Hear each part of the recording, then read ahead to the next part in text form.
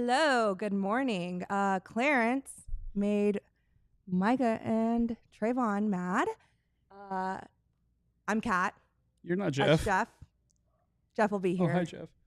Yeah. You're doing too much. You gotta do the meow and start. Okay, fine. Meow.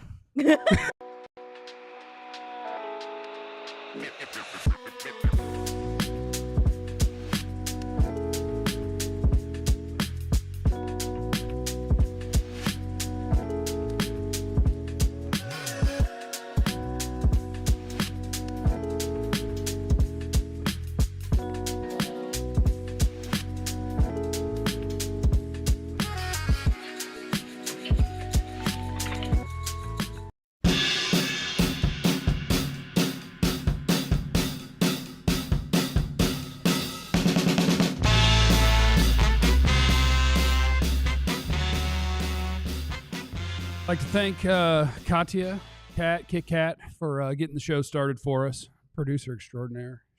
She wanted to get some on-camera time.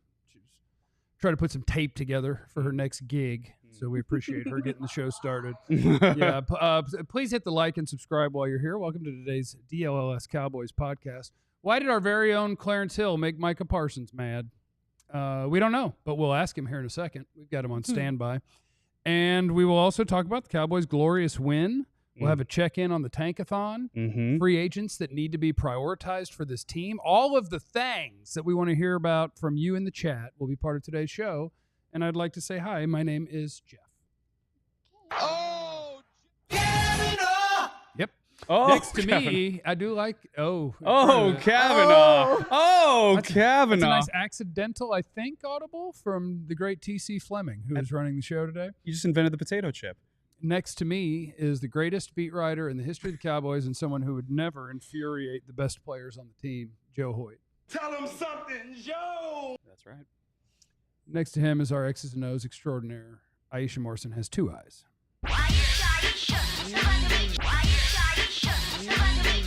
Somebody said, no, Jesse. No, he quit. No, Jesse Hawley. Freak Jesus is in the chat. The boys are back in town, baby. Last week was a fluke, and we should have won. And see what happens when you pass Zeke the ball. He gets the first down and then some, baby. Thank you, Freak Jesus. Baby. Yeah. Well, we have to introduce Clarence Hill immediately, and we have to go to him immediately because I don't think that you're going to find a bigger story today than Micah Parsons sharing my tweet of quoting Clarence about Trevon Diggs. Trevon Diggs has a knee injury that is, we're being told it's serious. He's going to have surgery. I'll tell you what the surgery is, but they haven't yet. But I have a guess at what it is. And Micah Parsons did not appreciate me quoting Clarence directly about how the Cowboys didn't like how Trevon Diggs attacked his rehab last time on his knee. Micah Parsons referred to that as bull bleepy, and he didn't like it. I think we have the whole thing. There we go. There it is. Bull stuff. I'll drop facts one day, just not today. Not today. But this bull bleep and a bad narrative they've tried to put on my brother's name. Clarence, why are you trying to put a bad narrative on Micah's brother's name? Clarence. Blame me. Blame chill.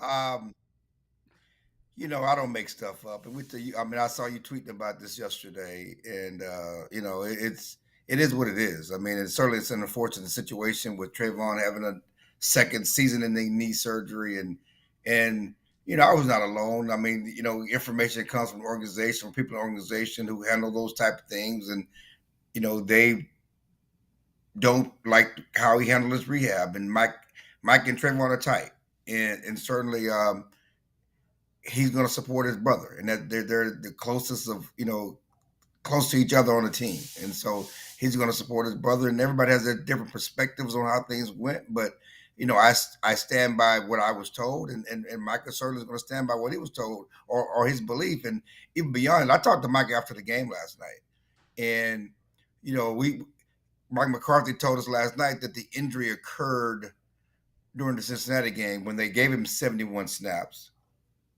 after he had been out for 2 weeks. Certainly played longer than they expected him to play.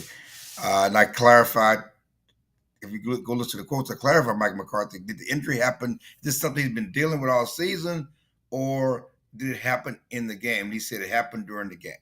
Had the MRI, and they made the decision they had to make.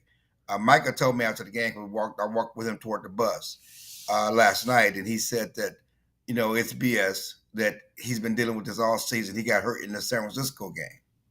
He's been hurting since the San Francisco game, is what he said. And there's actually a story up on DLLS Cowboys right now. It's a story that I had put up last night with my conversation with Micah and how he's standing up for his brother Trevon Diggs, and said the truth is not being told. And obviously he tweeted he's going to tell the truth one day, and today is not that day, and we'll see when that day is. He said, even to me last night, y'all know what's going on.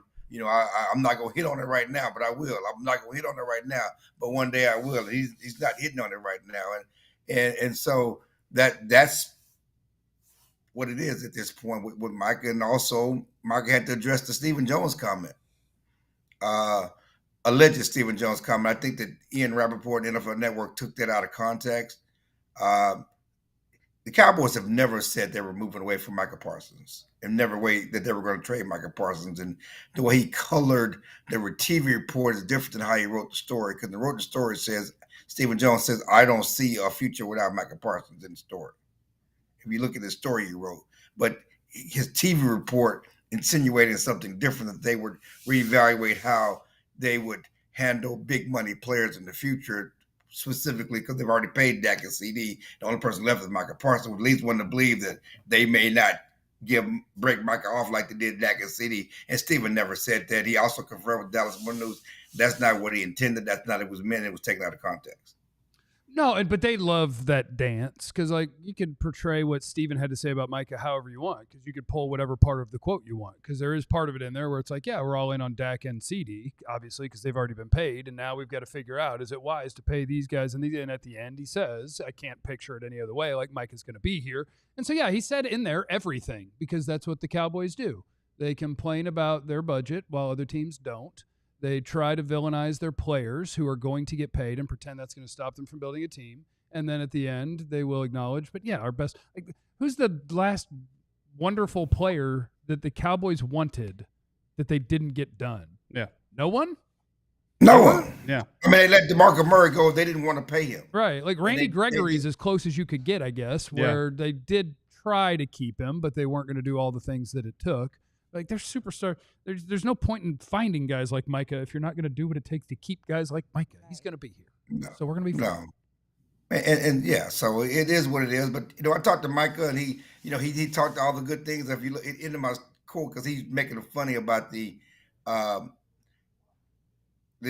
talk. He said, I'm going to play my hardest. I want to win a title. I'm in my prime.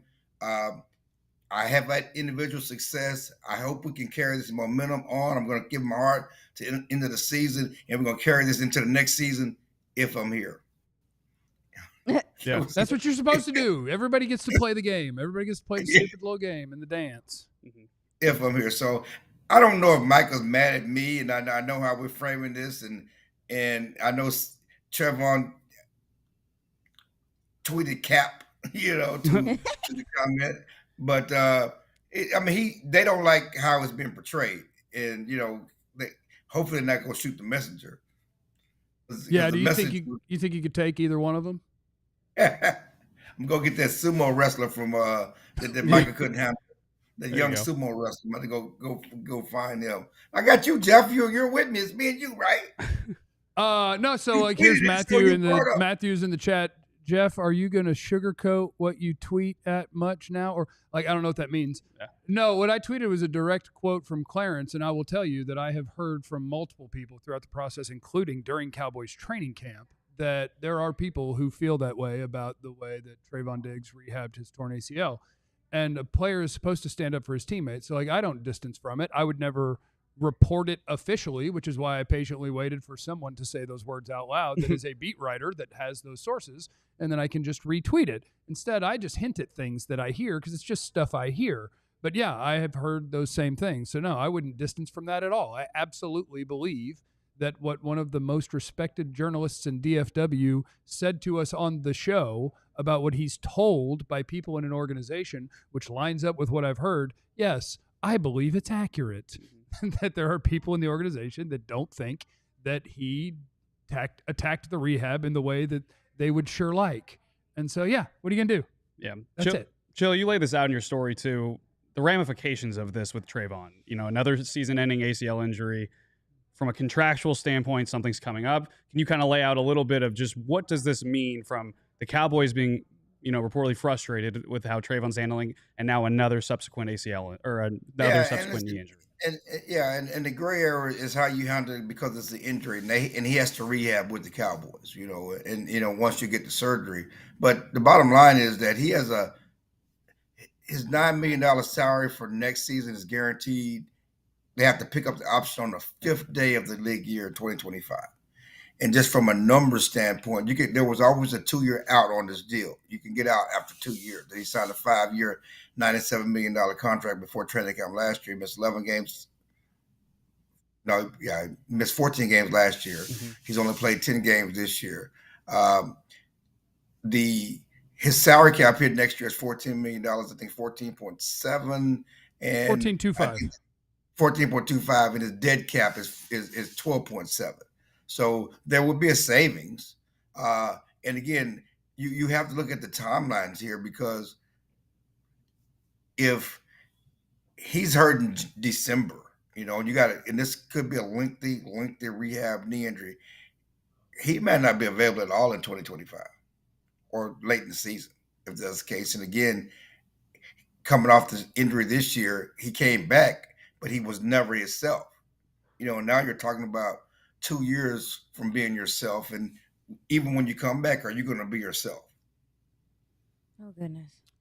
All right, so if you the next time you're in the Cowboys locker room, Chill, I just hope that you're okay. Wear a helmet, put a Guardian cap on it. I hope you don't get beat up by either Micah or Trevon. Don't get sneaked. I got Clarence. you, Chill. I'll be there with you.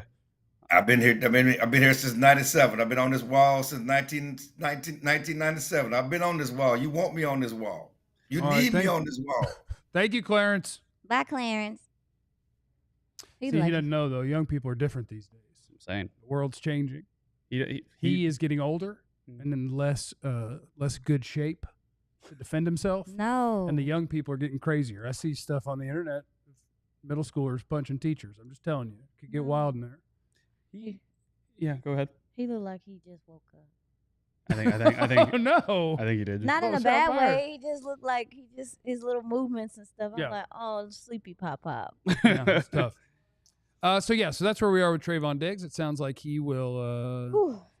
I'd be surprised, I guess, if he played next year, and if he did, it would be somewhere in the middle of a season or late in the season, coming off of a second surgery to the same knee. And when you have to have a knee surgery on a surgically repaired ACL knee, but the ACL is fine, what it means about what's going on in your knee, it's not good. Yeah. And I don't know if they'll use the M word, but based on the things I'm told about what is hurt in Trevon's knee, I believe the M word is what applies. And the M word is microfracture. It's not a fun surgery, and it's like a 9-month rehab, and you hope it works great. Well, 9 months from now, do the math. Oof.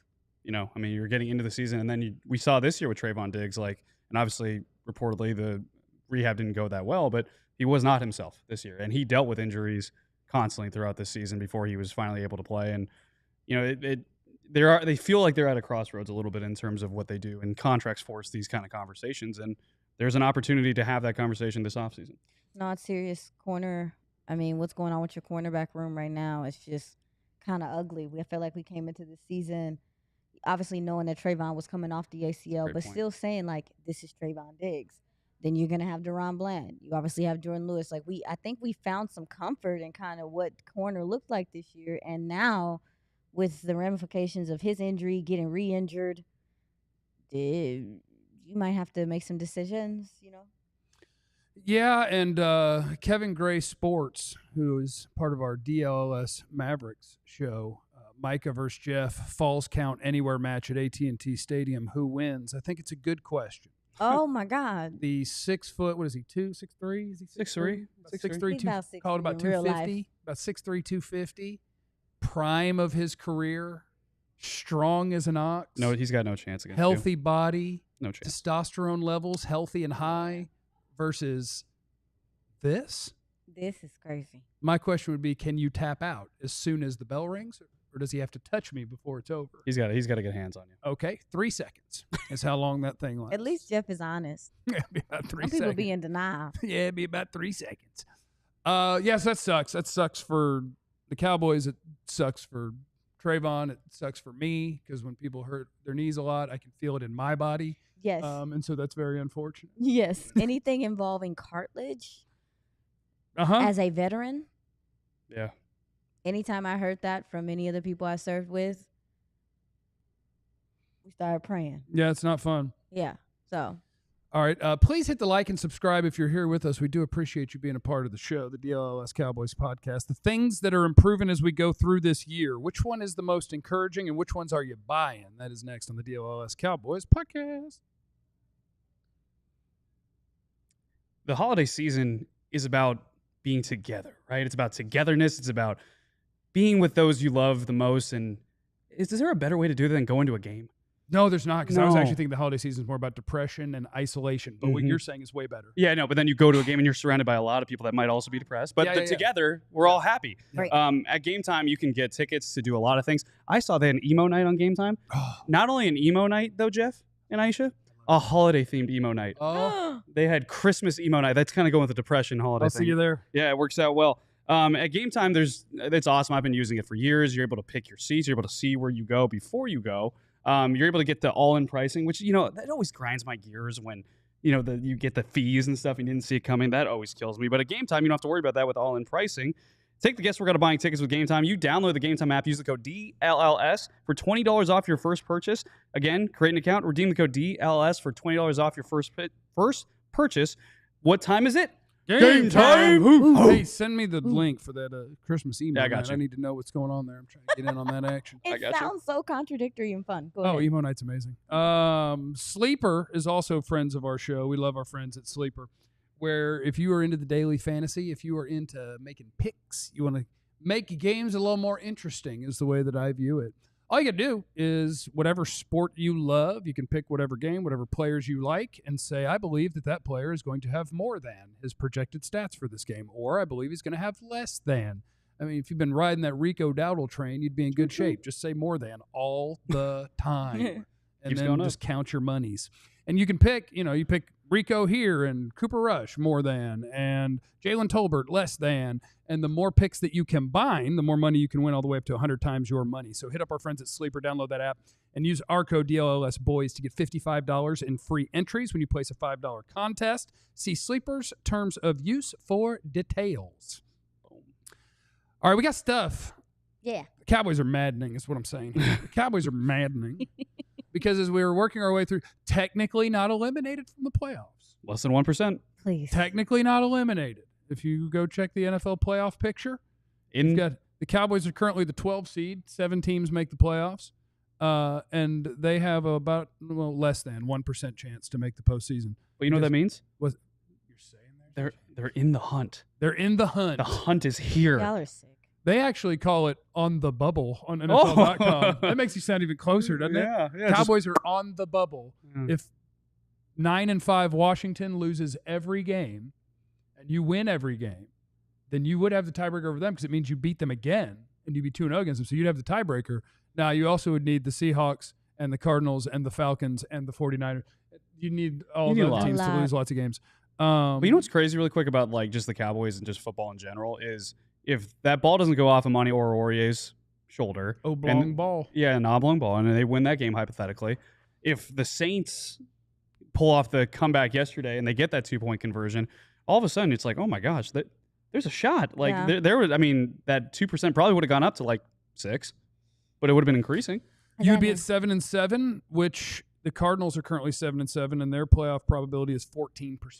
So instead of under 1, just with an AO don't touch that football, you could be at 14%. And it's interesting because I will stand by this. They're not a good team. Yeah. The Cowboys are not a good football team. They didn't add enough to replace things they lost this offseason. So they lack the depth that is required to be able to survive certain things. And yet, as we get further and further into this, there are parts of it that are doing better. Now, there's also a chance that they're about to go 0-3 the rest of the way because they're going to play better teams. And there's very much a chance that Tampa Bay beats the brakes off you, Philadelphia destroys you, Washington beats you, and you finish 0-3. You're such an optimist. But I'm just saying that's very possible. No, like you're literally optimist for you. I would probably predict it. Yeah.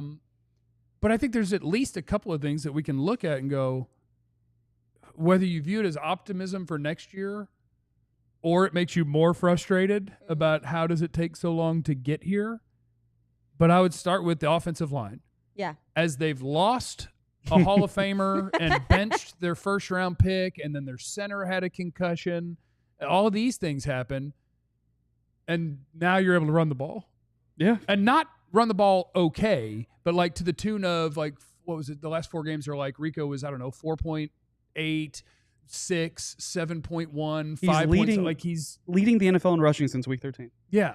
And so that's while you just keep losing guys and plug in whoever, and the Cowboys are getting better and better at running the ball. Yeah. And it's wild. Yeah, I mean, to your point about, I think health matters. You know what I'm saying? Like, obviously, a lot of time people don't matter. It doesn't matter if a guy's, you talk about the difference between injured and hurt. Like, there were gentlemen on that offensive line that were injured, like, and trying to play through that. And I think you could see that in the movements, some of the things that you weren't able to do. Guys just weren't getting there. But now, I mean, you have gotten some flair from Hoffman. Obviously, TJ Bass went down yesterday. I'm nervous about that. But you've gotten some flair from them in the run game. But also, Hunter Lipke and these tight ends are blocking better as well. We've seen more 12 personnel in this last few weeks because you are actually getting something there from them from a blocking aspect. The time that Jake Ferguson was out, I think, we were looking for Brevin Spanford and Schoonmaker to kind of step up. And to me, that was one of the other ways that they stepped up. It wasn't just like, oh, okay, well, Brevin's catching a couple passes, Schoonmaker's catching a couple passes. The attack and the run game is what also has helped out as well. And then your receivers are blocking on the outside. It's just more of a collective effort, I think, that looks better. And maybe you do elevate your play because you're missing guys, so you can't rely on their superstardom. Yeah. You got to really put in full effort every time. Don't like it, but it's just the reality of how humans work sometimes.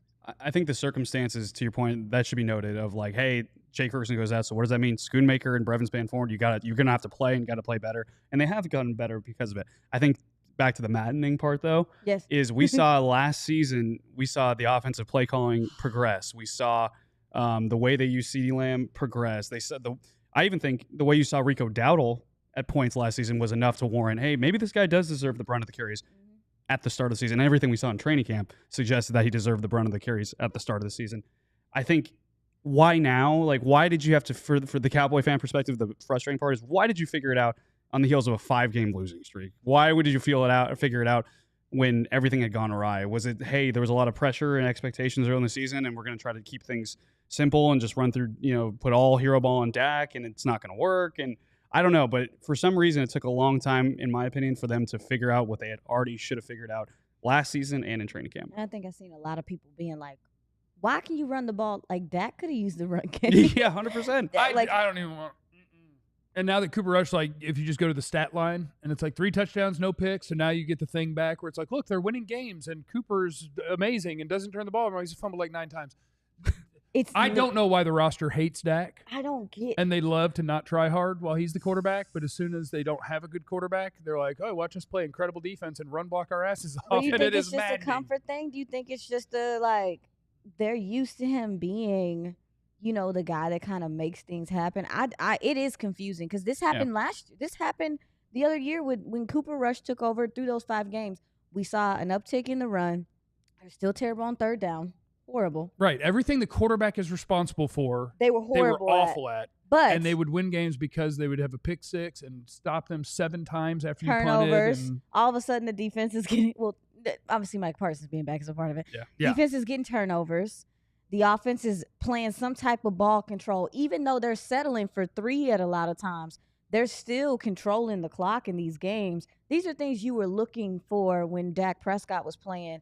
How do you marry what you do when he's out to what you do when he's in? You need to figure something out. Somebody needs to look in the mirror because it's not supposed to be a difference in like effort level. Fact. No. Like, oh, I don't have my quarterback anymore. Now I've really got to bust my ass. What about trying to win the Super Bowl by being awesome when you have a quarterback? Yeah. But to the offensive line stuff, I think it's a lot of things kind of coming together. And one of them could be at least two, well, maybe two of them can be important. I think Terrence Steele is playing the best ball of his season the last few weeks. Yes. I do think that coincides with playing teams that don't have good pass rush and they're not great run defending teams. Like, it's possible that in the next 3 weeks we're not talking about getting 5 or 6 yards a carry and protecting the quarterback well, because you're going to see a different level of defensive line play the rest of the way than what you've seen the last few weeks. But Terrence Steele playing the best ball of his season would be great because I have enough offseason needs without needing to cut you to save some money and eat some money and have to find a right tackle. So I'm just going to keep riding the Terrence Steele train and like. It's just going to be what it is. I just don't think. Yeah, he's going to be a solid run blocker that's a below average pass protector, and we'll live with it for one more year. But you can have that. Like that on an offensive line, it's hard to have 5 elite offensive linemen. That's fair. So like, especially when you already have money tied to the guy, and I know that there are some outs of it, but to your point, they got enough headaches this offseason in terms of trying to bring back people under the, on what they have on their salary cap. Because even so, like, I mean, yes, we've talked about it. They have room with their salary cap to make moves, but they have a lot of holes. Right. They have a lot of needs. They should spend this offseason. Yeah, they have too many needs. And when you talk about the offensive line, I mean, there probably is some compensating going on as well. If you got guys that are injured on your offensive line, it becomes the guys next to them problem. Like, you're trying, and I'm not gonna say problem because a lot of these guys they're taught to help their buddy. If you haven't helped your buddy a little bit more than normal, then yeah, that matters as well. But I also think something that in regard to the offensive line, TJ Bass, first legs, hadn't played the whole season. Yeah, wasn't as banged up. Brock Hoffman haven't played the whole season. Like, I think there is something to be said as well as like even the push that they're getting off the line is the fact that these guys have been sitting and they feel better. I mean, I don't really know if there's a whole bunch of Edoga came in. Edoga played yesterday. He went out, yes? Yeah, he went out, but then he came back. That was the wild thing is then he came back in at right guard. Yeah, so they were like, he's hurt, but also we are out of dudes, and you got to go, man. Yeah. It's going to be important to see Austin Richards whenever we get to see him. OTA, very encouraging. He was very encouraging. He was encouraging, but I think we need to see, like, I thought we had a little bit of information, but at this point it's like, Edoga's he's always something wrong with him. I know. Well, and however it works out, I think we need to see as much TJ Bass and or Brock Hoffman as we can the rest of the way to try to figure out, because I thought that Brock Hoffman at guard played some good football. I thought that Brock Hoffman against Carolina was meh. Yeah. And TJ Bass at guard was good. Yeah. And Terrence Steele played well, and Tyler Smith was a monster. Oh, he's so good. That all kind of worked. And I was doing a little show on my little tiny YouTube channel with Brian Broaddus this morning, and he mentioned something that sounded interesting to me. He was like, I would like to see Hoffman play center with BB at right guard. Yeah, but I thought see what that looks like. Yes. And so you've got a mix of potentially 3 guys that could you guys fill these 2 spots next year and also have depth? And if so, then maybe I don't need to be searching for a right tackle or a right guard. And I have a center and I have an all-pro left guard. And then we'll figure out left tackle. And you have a backup left guard that's pretty good too with TJ Bass. I agree with you. Like, this is, and I felt like this coming into this year. This is a luxury, y'all. Like, I'm sorry to tell you, like, a lot of teams lose one offensive lineman. Actually, as a matter of fact, you remember those days? You remember losing your left tackle and then everything going to crap? Oh, yeah, I remember, Yeah, I remember that. Yeah, it was a yearly thing. It's a luxury to have interior linemen specifically that can come in and you don't see a huge drop-off in play. So I hope that the Cowboys handle this correctly because that is an interesting bunch of guys. Like, the mixing and matching you can do if necessary. Okay, we can roll with that. We can roll with that and figure out tackle. One quick thing we've had a progression with the defense, and that's not maddening. That's understandable why, I think, to be honest, early in the season while they were doing bad, adjusting to the new system, then injuries came along. But now they've been healthy. They've had a steady rise, and obviously not great offenses to a certain extent, but the Bengals were really good. I think that's encouraging, and this is a topic probably for another day. Mike Zimmer's future, without McCarthy, potentially, with McCarthy. It's so unstable. It's everything that's happening is unstable. It's interesting. Because I'm very anti firing your head coach and But saying, I keeping am going to keep the D coordinator, because now you're interviewing, in theory, whoever the best candidates are on the market, and you're like, there's your D coordinator. It's like, well, actually, I had a guy in mind. It's like, yeah, sorry, you're actually going to keep him. And it's just like, oh, I guess I just won't take this job. I guess I'll go back and call plays in Detroit some more. It's all very unstable. Mm-hmm. So I think if you are impressed with the way the defense is playing, it also helps McCarthy. Yeah. Because if you want to keep Zimmer, 100%. I think it's way harder to do if you don't keep your head coach. 100%. I think with the Zimmer thing, what you have to ask yourself, and that's why I was excited about the signing, is how does his scheme continue to be relevant? Because to me, I think that's how you decide. Because you're like, okay, well, if I bring in another D coordinator, even if they're like some young progressive mind or whatever the case may be, is Zimmer's system, to me, the way that I looked at it when he first started, was the disguising on the back end, the disguising on the front end. When you're going up against some of these better quarterbacks, obviously he's committed to starting to run all the little boxes. He ticks for what I want my defensive coordinator to be doing to go up against some of these high-flying offenses and these good quarterbacks. So it's like his system is starting to make sense. Clearly the guys are getting it. He's getting more versatile along the defensive line because he can. He has more guys. This is what I expected to see from the start. I don't know.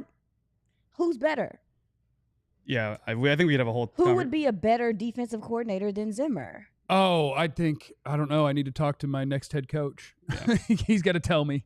I can give you a few offensive names off the top of my head. But a defensive one. Defensive off the top of my head. I think I'll take Robert Saleh over everyone on the Jeff planet. Ulbricht's going to be available to head coach him. of the Jets. Yeah. He was there at DC. I would be open to Robert Saleh. Yeah. But coming up next on the DLLS Cowboys podcast, it's a Magic Marker Monday. Yep. Which impending Cowboys free agent would you like to tell the Joneses you got to bring him back? If I told you could only pick one, please like and subscribe. We'll be right back with that content for you on the DLLS Cowboys podcast. You know, it may be December. It may be winter. It is December. It might be winter, but when we left the studio yesterday, I was like, oh, it is sunny out. It was muggy. Sunny and muggy. It was sunny and muggy. So you know what that means? It was Shady Rays time. You could have still had it. Shady Rays is applicable all seasons. It's even when it's cold out, the sun's out. I love them. I was on my honeymoon and I wore them. I didn't take them off my face outside. They were amazing. I got a lot of compliments on them. They were really good. They have hundreds of options to choose from too. I know that we've all gotten different options, and I think all of us look pretty darn good in it. Aviators go hard. I'll tell you that right now. I got the Aviators too, and they were really, really good. But they have anything that could match your style. If you have the other good thing about Shady Rays, if they do go missing or if they get broken, you can get new ones. They'll send them to you. They be replacing stuff. They be replacing them. Exclusively for our listeners, Shady Rays is giving out the best deal of the season. Head to shadyrays.com. Use the code DLLS for 35% off your polarized sunglasses. That's 35% off with the code DLLS. Try for yourself. The Shade's rated 5 stars by over 300,000 people. Let's also talk about our friends at Empire Today who did the flooring here in our studio. And you can kind of see some of it behind me, I suppose, a little bit. But Empire Today is the best in the business when it comes to your flooring. Whatever it is that you're looking for, they've got you covered. You guys know that I'm a wood guy. I like the wood.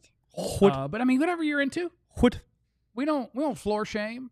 Whatever you're into, Empire Today has the best selection. That doesn't mean a million products. It doesn't mean it means the products that you need. Because if you just have everything, oh, congrats. We have a low price guarantee. Yeah, you know what that means? The quality of your stuff is probably awful.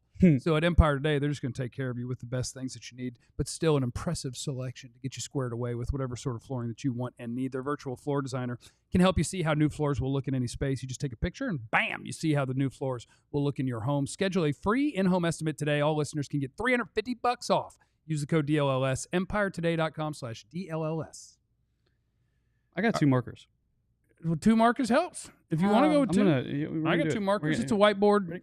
It's a Magic Marker Monday. Yeah. Is it Monday? It is Monday. It is Monday. Okay. I think last time on a Monday I called it Whiteboard Wednesday, even though it was Monday, because I got confused. I think it was Tankathon Tuesday. Tankathon Tuesday? Yeah. Tankathon Monday coming up in our next segment. Please hit the like and subscribe button. We're at 59. It's unacceptable. I'd like to see that at 100 before we're done. Thank you. Cowboys have a number of impending free agents, and based on what we're seeing this year, they didn't keep hardly anybody last year. Did they bring back anybody? Jordan Lewis. 1 year, $2.8 million. Yeah, they brought back Jordan Lewis. Guys who are free agents for the Cowboys coming up this year. Name them. Zach Martin, Tank Lawrence, Brandon Cooks, Trey Lance, Brian Anger, Eric Kendricks, Jordan Lewis, Cooper Rush, Linval Joseph, Ezekiel Elliott, CJ Goodwin, Chume Adoga, Trent Sieg, Oso Digizuwa, Rico Dowdle, Chauncey Golston, Nick Vigil, Amani Oruwariye, Carlos Watkins, Carl Lawson, and I won't list the restricted free agents. Turpin, though. What's that? Turpin, though. Turpin is a restricted free agent, so that makes it easier to keep him, in theory, but we'll see. So the task I have for you, gentleman and gentle lady, is to identify the one free agent that, when Stephen Jones and Jerry Jones FaceTime you after the show, and they're like, look, here's the thing. We only got so much pie. At the end of the day, we have decided we can bring back one of them. You can pick. Which one free agent are you going to tell them, or else? Or else. And that's not a threat. It is a threat. TM. You just threatened a Jones live on the air? Whoa. I'm not scared. The inflection and the pitch you went to says you might be a little bit scared. You got to lower the voice. Say, I'm not scared. I do still kind of. You got to tell him you're not afraid. You go, I'm not scared. I'm not afraid. That's right. I'm not afraid. Okay, I can see yours. Can I see yours? No, we talked about it before. I know, but I forgot which one out of the two you'd put. Okay. You yelled Remember, it. he got the woof. That's the hint. Woof. That reminded me which one I get to do. So you can bring back one of those. Who do you want? And in the chat, we've got Chauncey Golston. What's the estimate on Turpin's value? $3-4 million a year, I bet. Mm-hmm. Lewis would be my guy, followed by Osa, then by. You don't get to do followed by. Yeah. No, Jeremy, name. you do it. Stop Jeremy, you do what you cheating. can. One name. You do you, Jeremy. Osa or Lewis. Narrow it down. You only get to pick one. Can't cheat. But yeah, we do of get the to kind day. of cheat because we can know who each other is picking, and so we do get to pick more than one. All right, you ready? I'm ready. Joe, hit it. I used 2 markers to write mine, so it came out a little weird. See, like, that actually looks kind of. How did you manage to keep it straight like that? That's badass. Yeah, That's that a actually looks kind of cool. font. Like, look at this. It goes, whoa. People got a stick. Whoa. Struggling. Yeah, that's really trippy. Rico Dowdle. Glad I didn't microdose before the show today. I know, that was definitely a trippy moment. Oh. Yeah, I'm going with Rico Dowdle, and the reason why is because if Stephen Jones and Jerry Jones FaceTime me and they say, like, hey, we got to get one. You got a lot of headaches. Don't do the song and dance you just did this last year. Please. Don't say, hey, we're going to go with a committee because we just don't have an answer, right? Your Wait, answer. Hear me out. Okay. As Stephen Jones, All right. Todd Gurley is really affordable. Why would you say that? Is DeMarco Murray? We On- brought on in the mark? Dalvin Cook and Zeke. I'm going to bring back Todd Gurley and Mike Anderson. Oh, how about CJ Anderson? Yeah, CJ Anderson. I just think you do not do the song and dance again next season. I think that Rico Dowdle has shown you that he can be a running back one in this league. I think once they actually committed to him the whole season, they're saying, hey, we just got to get more at-bats at the plate. Well, when you actually let Rico Dowdle take swings at the plate, guess what? He's been hitting home runs ever since. He's been humming.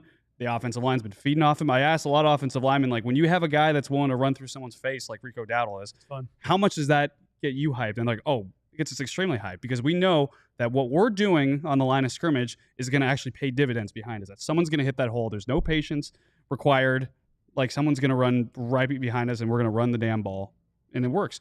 I think you just don't do the song and dance again next year. I don't think you even want to put the potential of like, hey, we just have to go into the draft and draft someone. Because what did we see last season? Because that's what I was thinking is like, okay, they're going to draft someone, right? And the night, the night before the draft, what were they doing? Talking to Zeke. Having drinks with Zeke. Bye. And then they signed him later that weekend. So if you hear that they're hanging out with Adrian Peterson right before this year's draft, just know what's coming. Yeah. And when I see Shout out that to Jeremy ball, for bringing up that name. Yeah. Adrian Peterson's a that's good how one. he talks. So just bring Rico back is what I'm saying. Yes. I thought that Vach should mention him as like a bridge player, and I think that's probably the best way to say it. But I think he's gonna make a difference. He's a versatile back, man. He'll pair great with whichever Ohio State running back And makes that's it what to your you third round want. pick. And that's what you want. All right. I was struggling because I couldn't figure out if I was gonna spell his name right or not. Did you put the U in? Yes. Yeah, you got it. Did you? Yeah, you got it. You can't Yeah. really see it, but mine is Jordan Lewis. Originally, y'all already know that I'm a Hawkeye stan till I die. So for me, I was gonna go with Chauncey Golston because I do think Sam Williams is gonna be coming back from ACL. You don't know if Carl Lawson's gonna be here. You don't know if Tank's gonna be here. Marshawn Nealon is still a McNugget. And then you also got Micah Parsons. Edge is a need. It was a need this year. You ended up having to do all this extra at the beginning of the season to find need. Edge is a need. However, and I think Chauncey Golston has earned his spot. But Jordan Lewis, because all the stuff we said earlier about the cornerback room, holy muffins, you don't have a nickel corner. Keep him here.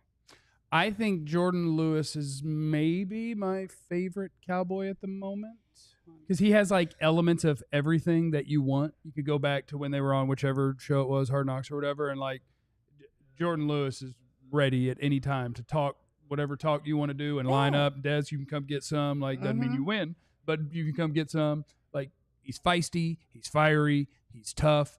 I think he is now in his older man stage of NFL time. Yeah. Like, he's a veteran leader that is worth following. Yes. We're like, I will do it the right way. Yes. I work my ass off. I'm tough as nails. I know the difference between hurt and injured. I'm going to give you everything. Follow Jordan Lewis. Yeah. Oh, and when things aren't going well and 80% of the locker room doesn't want to show up to I'm talk, still going to talk. I'll sit here. Yes. I'll handle it. Every single time he's been in he- the locker room. He's a man. Like, I'm just being honest with you. Like, he I love carries Jordan. himself in a way, and it's not just, again, we talk about the locker room and stuff. Also, too, the way that he honors his family, the way he treats his family and stuff. Like, this is a gentleman that you want in your locker room. But we talked about it before, the value of the nickel corner to me in the NFL.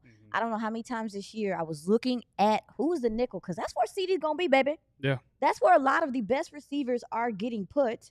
You need a guy that can get through trash, that's not afraid to get hit in the mat, that can tackle, and you have one.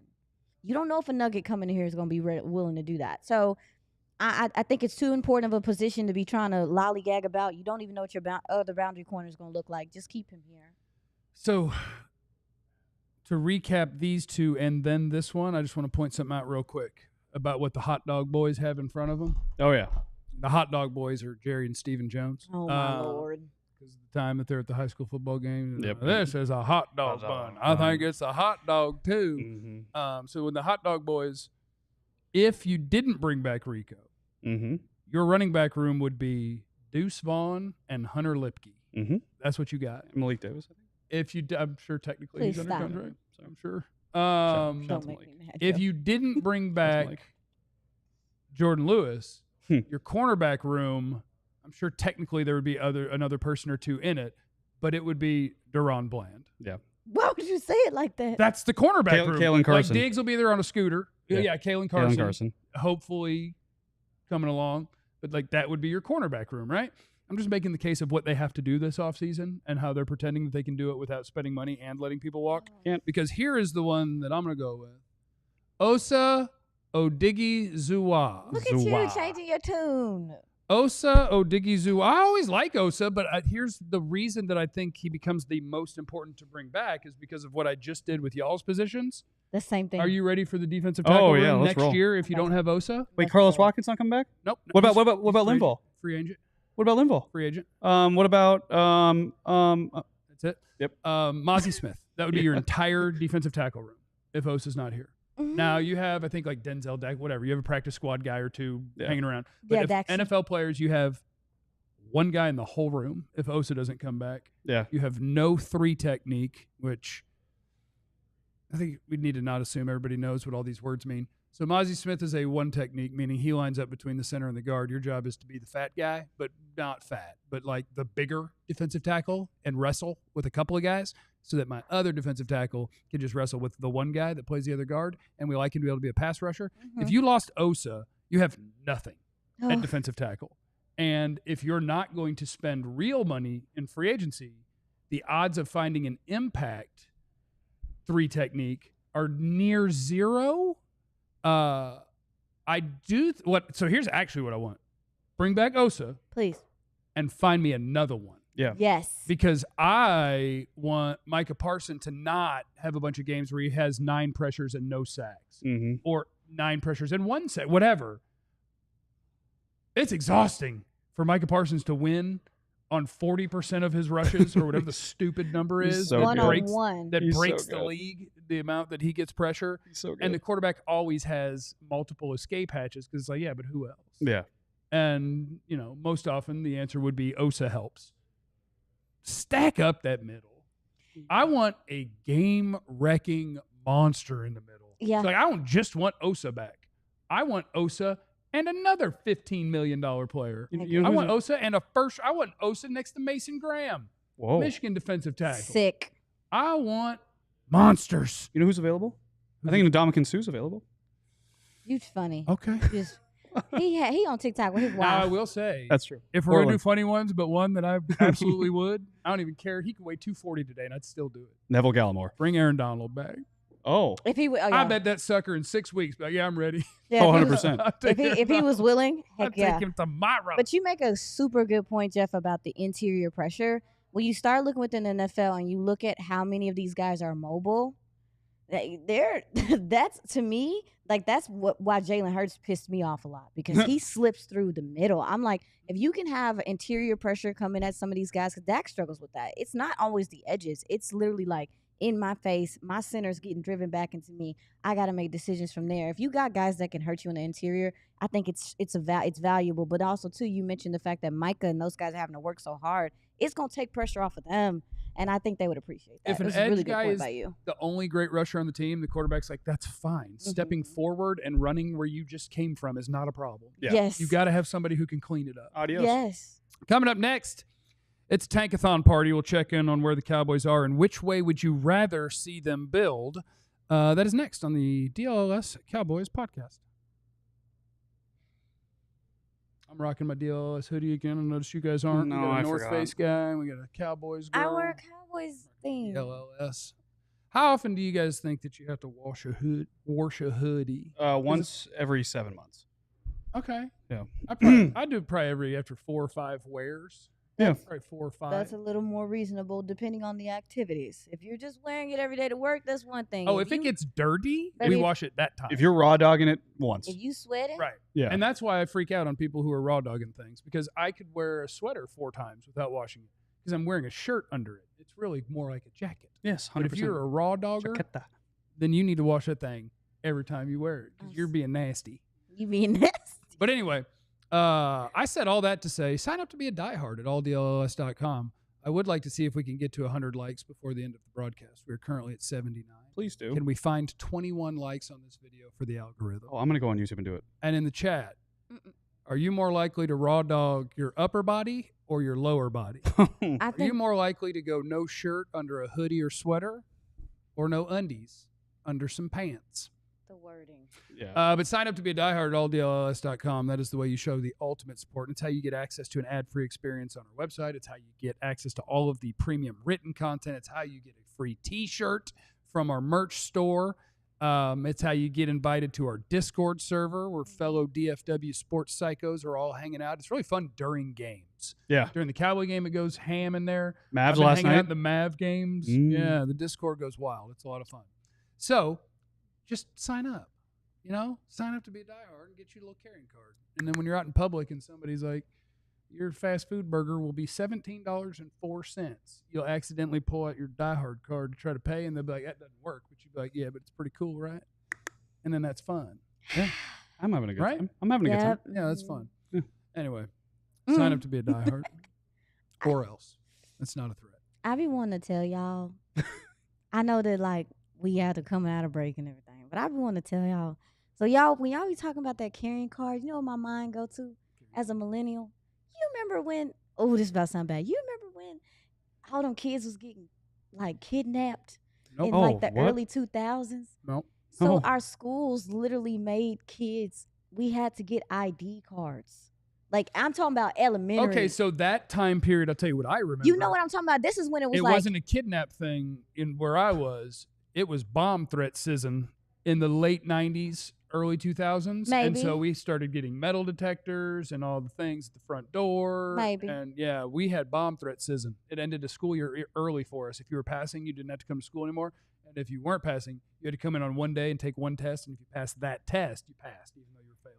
I don't know if anybody ever had one of the little cars that just had, like, I was at elementary. My grandma still has them. They're just, I look dusty in them because I look like a little, I don't know what dusty means. Dusty. And it's just your name, your address, your eyes. It's like an ID for a freaking 6-year-old. I like that. And they made us do that because people was getting snatched. How is that going to stop a snatching that you got a card in your pocket? I don't know. They just gave us identification. Stop it. I have my card. I'm willing to use it. I have my no kidnap card. Facts. Chill out, bro. Now as an adult, I'm like, whose idea was this? But yeah, that was the thing. So anytime y'all be talking about y'all's carrying cards, in my mind, I be thinking about like, dang, I had one of those as in response, child. they flash like a get out of jail free card from Monopoly. Like, I have a Trump card on that. Yeah. Uno reverse. Uno reverse is insane. Sorry, y'all. I know so when I went through my phase of being worried about being kidnapped at all times, what I did was I carried around. I didn't flash the weapon because you would get in trouble. What? I just would do circles on my finger like this, and it was with the pin from a hand grenade that I'd keep in my hoodie, where it was like, I mean, if you want to, you're jostling me, I'm going to accidentally let go of this, and we're both out of here, bro. Why you don't would want to you have a kidnap me. hand grenade? You did like keep myself safe. Preventative measure. All right, let's go on. Let's see, somebody remembers. Somebody I said I got mine somewhere. My kids had to get those ID cards. So every time y'all talk about them, I be thinking to myself like, how did that stop you from getting Yeah, kidnapped? well, I'm so confused, man. It was in case somebody found us. But wouldn't the 6-year-old be like, yes, this is not my dad. This person stole me. Like, I don't need a card. They was getting us with puppies and chocolates and stuff. But that still doesn't help. You have to get found first, and I feel like you would say the same thing the card's going to say. Like, yeah, I'm not supposed to be here. It makes Take no me sense now that home. I'm saying it out loud, but when y'all talk man. about carrying cards, it make me think about it. Anyway, Tankathon. Yep.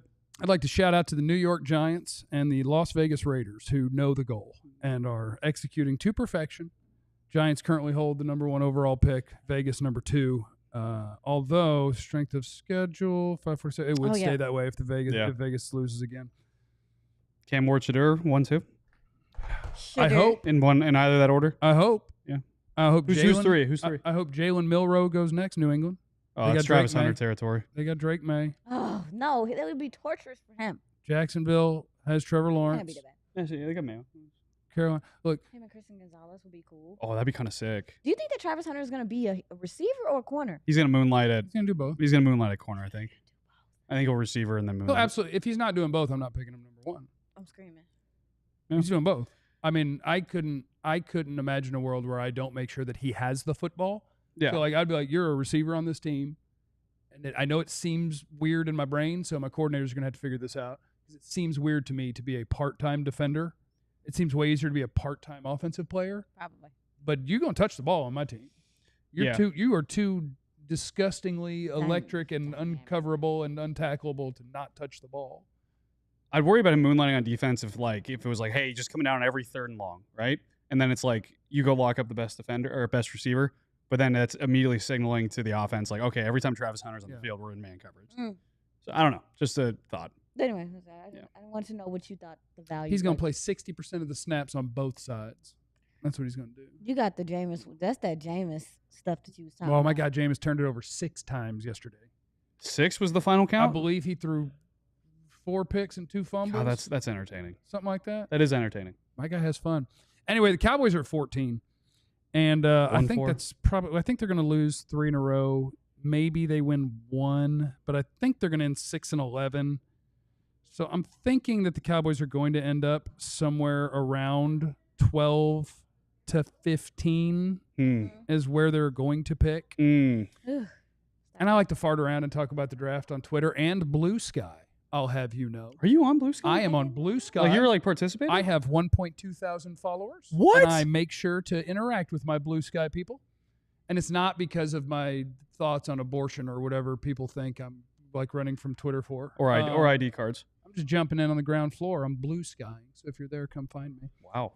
And I was talking some draft stuff and asking for Cowboy questions. And I got one that I thought was fun, where a guy was just like, would you rather see the Cowboys try to build the 1-2 wide receiver dynamic or the 1-2 backfield dynamic? And I guess in that world, what you're basically asking is, would you rather that the Cowboys pick Ashton Genty if they can in the first round of the NFL draft, or would you rather they get one of these premier receivers and finally have a complement to CeeDee Lamb? Yep.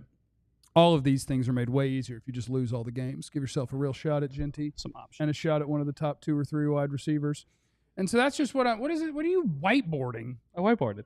We're just writing down our notes. Oh, okay. No. So this ain't receiver or. No, that's why I'm. No, it's part of the conversation. No, go ahead. Throw it up. Yeah, Draft Day is one of my favorite movies, unironically, because it's so bad, but it's good. I guess it is ironically. Anyways, one of the things they say is like Vontae Mack no matter what, right? Receiver, running back, put it to the side, man. You talked about D-line, having only Mozzie Smith. Immediately. Mason Graham no matter what. If you had Mason Graham no next matter to what. Osa, you're having fun. That's what I'm saying. No matter what. I think you're having fun. I think I have a theory, I've been working theory that teams forget sometimes to like really build through the D-line. And I think good teams have shown, the Eagles when they were humming, the Giants when they were humming. Patrick Mahomes 100% has less rings, and it's probably more than one less ring if Chris Jones isn't on that team. 100%. You need to build through the D-line. I think people forget it all the time. Maybe it's Abdul Carter on the edge too, but I think just interior need to fix. No, Mason Graham. So, sorry to deviate to my own thing. I kind of freelance there, but like I just think like in the conversation, you got to get a D lineman in the first round. Yeah, I mean, if you're talking about what feels like a strength right now, Jeff, like we you're trying to build upon a strength. Mother effort. We have a strength. Do you got one? Are you trying to? Usually, build my quarterback is good, but outside, like I don't. The Cowboys, they're not strong at receiver, right? It's just CD. They're not strong at running back. They got one. They're not strong on the O-line, but keep an eye there, maybe. That's what I'm asking. Like, are you trying to lean into that's what we're talking about. Do you want to lean into the fact that it kind of feels like your offensive line has some pieces that if you put them together, maybe you can run the ball? Or are you about to guarantee that you're thinking about Dak Prescott? I just feel like we got to do something different. I feel like we've been a high-flying passing offense for years now, and it's fine. And it looks good, but then when you get into the playoffs, homie, these other teams, it's cold. People can control the clock. People can run the ball. People can take the air out the ball. That's what we've seen in the playoffs the last couple of years. And again, not saying they're not passing. They're doing it situationally. We're not just saying like, oh, it's running league now. No, but it is a situational running league, and you need to be able to do that. But the Lions did that, though, to your point, though. They leaned into they run game because they knew they got a good offensive line. Except for the weeks that they're a high-flying, badass passing attack because they have multiple good. Because they also have Jameson Williams. So you want to be both, but they have everything. I want to have everything. Multiple drafts to do that, though. You ever want to have fun? Go just look up, like, go draw on your wall the Eagles starting 11 on both sides of the ball, and you'd be like, why can't we have nice things? Yeah. How do they be doing that? They're just good everywhere. They tend to pick the best available player. And they just do it, and they're active in free agency. They don't care if the guy is gonna be great or not. They just go get guys, and they'll find out if it fails. And they're like, okay, whatever. They have 60-something million in dead money this year, and that's going to be what they have for the next 10 years. And they don't care because what they do is they take whatever young player that's extension eligible, they do the extension, they push all of the money again and again and again and again and again.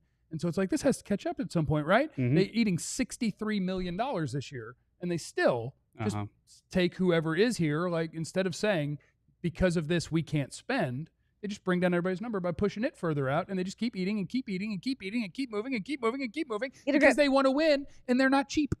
They're not cheap at all. Back on this draft conversation, though, we talked about this before the show, and I think it's good. If you're at 14 and there's a running back and a receiver there, how does your mind, from a value standpoint, articulate like, hey, or think like, do we want a running back here, a receiver here? Can we get one later? I am a firm believer. Uh-oh. And TC Fleming, who's producing the show, damn near shamed me for bringing up the topic, but I am a firm believer. TC. It's way easier to find a capable NFL running back. Yeah. And maybe like the Cowboys have been swinging on mid-round wide receivers. How's Tolbert doing? Yeah. I mean, touchdown catchers. I gotta find a dude. The challenge is, okay, but how far can you go down the way you've ranked these players to pick position over player? Because I think for most people, Ashton Jeanty is easily the best running back in this draft class, maybe one of the best running backs in a draft in the last decade.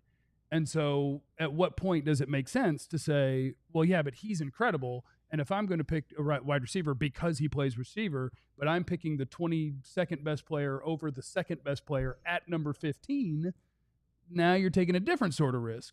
So at the right place, I can take the badass running back.